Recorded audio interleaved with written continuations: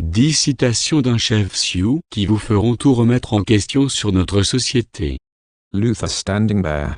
Ours debout était un chef Sioux de la Lakota qui, parmi quelques rares autres tels que Charles Eastman, Élan Noir, et Gertrude Bonin à avoir occupé le clivage entre le mode de vie des autochtones des Grandes Plaines avant et pendant l'arrivée et la propagation ultérieure des pionniers européens. Élevé dans les traditions de son peuple jusqu'à l'âge de 11 ans, il a ensuite étudié à l'école de Carlisle en Pennsylvanie, où il a appris la langue et le mode de vie anglais. Carlisle reste un lieu de controverse dans les milieux autochtones. Ses racines indigènes le laissent dans la position unique d'intermédiaire entre les cultures. Bien que son mouvement à travers le monde de l'homme blanc n'était pas sans succès, il a eu de nombreux rôles au cinéma à Hollywood. Son héritage durable était la protection du mode de vie de son peuple. Au moment de sa mort, il avait publié 4 livres et était devenu le chef du mouvement progressiste visant à préserver le patrimoine et la souveraineté des Amérindiens. C'était une voix forte dans l'éducation de l'homme blanc sur le mode de vie des Amérindiens. Voici donc 10 citations du grand chef indien Sioux connu sous le nom de Ours debout qui perturberont une grande partie de ce que vous pensez savoir sur la culture moderne. 1. Les louanges, les flatteries, les manières exagérées, et les belles paroles ne faisaient pas partie de la politesse Lakota.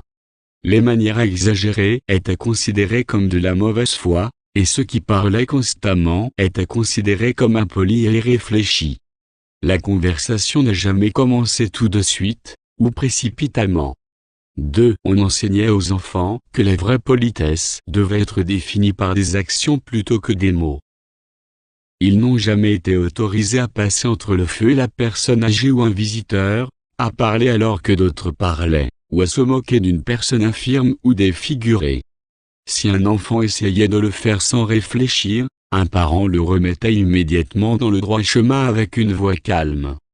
3. Le silence était significatif pour le Lakota, et l'accord d'un moment de silence avant de parler était fait dans la pratique de la vraie politesse et tenait compte de la règle selon laquelle la pensée vient avant la parole, et au milieu de la douleur, la maladie, la mort ou le malheur de quelque nature que ce soit, le silence était la marque de respect. Le strict respect de ce principe de bonne conduite a été la raison, sans doute, pour laquelle l'homme blanc l'a faussement qualifié de stoïque.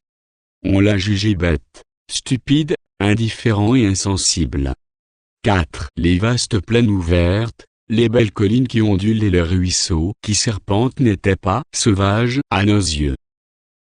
C'est seulement pour l'homme blanc que la nature était sauvage, seulement pour lui que la terre était infestée d'animaux sauvages et de peuplades sauvages. Pour nous, la terre était douce, et nous vivions comblés des bienfaits du grand mystère. 5. Le sentiment de fraternité pour toutes les créatures de la terre, du ciel et de l'eau était un principe réel et actif. Les Lakota éprouvaient pour le monde des animaux et des oiseaux un sentiment fraternel qui écartait tout danger. En fait, certains d'entre eux étaient devenus si proches de leurs amis à plumes ou à poil qu'ils parlaient en véritables frères une langue commune. 6. Cette conception de la vie et de ses relations consiste à humaniser et à donner au Lakota un amour respectueux. Elle a rempli son être avec la joie et le mystère de la vie. Elle lui a donné le respect pour toute la vie. Elle lui a fait une place pour toutes les choses dans le système de l'existence, avec la même importance pour tous. 7. C'était bon pour leur peau de toucher la terre et les personnes âgées aimaient retirer leurs mocassins pour fouler la terre sacrée avec leurs pieds nus.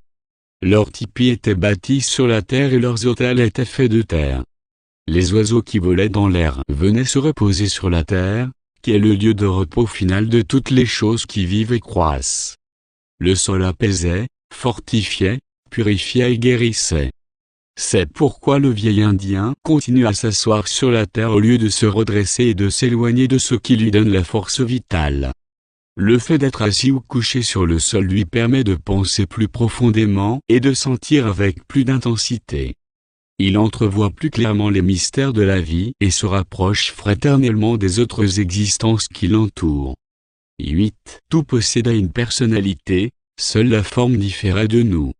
La connaissance était inhérente à toute chose.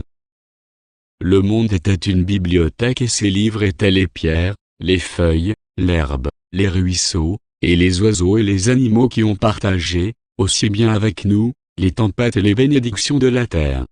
Nous avons appris à faire ce que l'élève apprend seulement de la nature, et c'était pour sentir la beauté. Nous n'avons jamais déblatéré contre les tempêtes, les vents furieux, les gelées et les neiges.